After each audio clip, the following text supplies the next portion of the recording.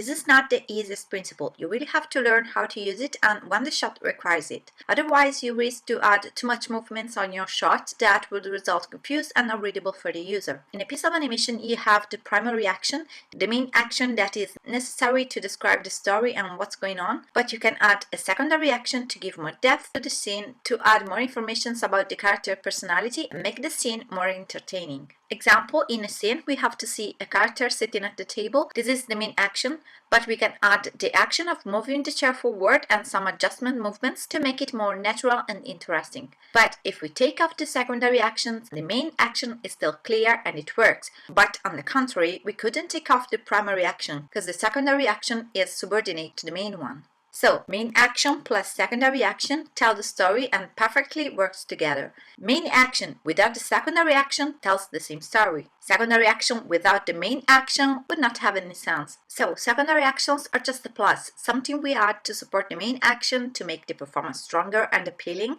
to add realism and authenticity to the characters. But it's important to remember these secondary actions don't have to steal the tensions from the main action, but just fortify it. The secondary actions are strictly connected to the characters in the shot. They are based on the character personality and mood in that moment. But they are also specific to the locations and props in that shot. So we can create secondary actions using body movements, change in expression and subtle face movements, or props interaction. Just a tip, study a bit the body language to add the right gestures to well describe the character's feeling. Let's see some example of secondary actions created using body movements. A character sitting and waiting for someone could be a bit nervous, and you can add a movement of the foot to better show this feeling. The primary action is the waiting pose. The movement with the foot is a secondary action. Or someone uncomfortable could scratch his head while speaking. Or a sad and resigned mood could be emphasized with the body shape, but also with the secondary actions like kick a pebble. So we add this little movement of the foot kicking a little stone. Let's see some example of secondary actions with face expressions and other face movements. A character crying could wipe a tear with an hand. The primary action would be the change in expression. Wipe the tear, it's a secondary action. Or for example, a character that moves his eyes left or right while talking to someone shows his embarrassment. Or a fast look up during an acting to communicate disappointment. Or during a walk, that is the primary action, you can add the head movements, looking around and changing expressions according to the character's mood. This makes the walk more interesting and you can easily perceive the character's feelings. All these movements can be added to primary actions. In my shots, I personally love to add some props that the characters can play with during a dialogue or in many other situations. Typical examples are characters playing with a pen while speaking to someone. The pen is a prop connected to the location. We have a desk, so this is a common prop for this type of location. We could do the same with a prop connected to the character, like his glasses. He could take them and do something with this prop.